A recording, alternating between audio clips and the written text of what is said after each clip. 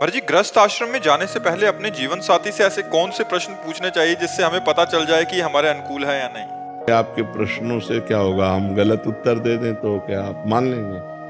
मान लो जैसे हम आपसे पूछ रहे हैं, आप ब्रह्मचर्य हैं, आपने कभी किसी को नहीं स्वीकार किया, तो आप कहेंगे मैंने किसी को नहीं स्वीकार किया, तो झूठ भी तो बोल सकते हैं। अब तो बड़ा कठिन है, अब तो ऐसे जीवन साथी मिलने ही कठिन है, क्योंकि एक बच्चा 4 लड़कियों से संबंध बना चुका है, एक लड़की 4 बच्चों से संबंध बना चुकी है। बॉयफ्रेंड किया, ब्रेकअप, फिर दूसरे से, फिर ब्रेकअप, तीसरा बॉयफ्रेंड है, बोले चौथा बॉयफ्रेंड है। बच्चा कह रहा था एक दिन कि जिसके गर्लफ्रेंड ना हो तो लोग उसको बहुत, मतलब मित्र लोग उसे बहुत नीचा समझते हैं।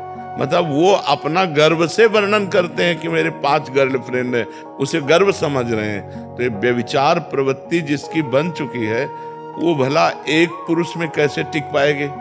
पति पत्नी के संबंधों में कड़वाहट आ रही है, 1 साल नहीं हुआ और डिवोर्स हो गया, क्या हो रहा है? या पत्नी पति को मार डाल रही है, या पति पत्नी को मारे डाल रहा है। ये सब क्या है? व्यभिचार प्रवृत्ति के कारण ही तो है। पहले तुम पवित्र हो, पहले अपने को ब्रह्मचारी बनाओ और फिर भगवान से प्रार्थना करो कि हे नाथ, मुझे ऐसा जीवन साथी दो जो हमें धर्म के अनुसार आप तक पहुंचा दे, भगवत प्राप्ति करा दे, ऐसा जीवन साथी दो।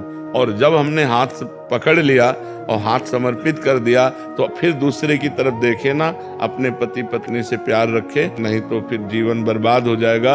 अब तो भगवान से ही प्रार्थना करो कि वही सही मार्ग में हमें ले चलने वाला साथी, जीवन साथी दे, तो भगवान ही कृपा करे, नहीं तो बड़ा अपवित्रता फैल रही है। तो हमें भगवान से प्रार्थना करनी चाहिए कि हे भगवान, मुझे ऐसा जीवन साथी दो जो हमारे मनोनुकूल हो और धर्म के अनुसार चले।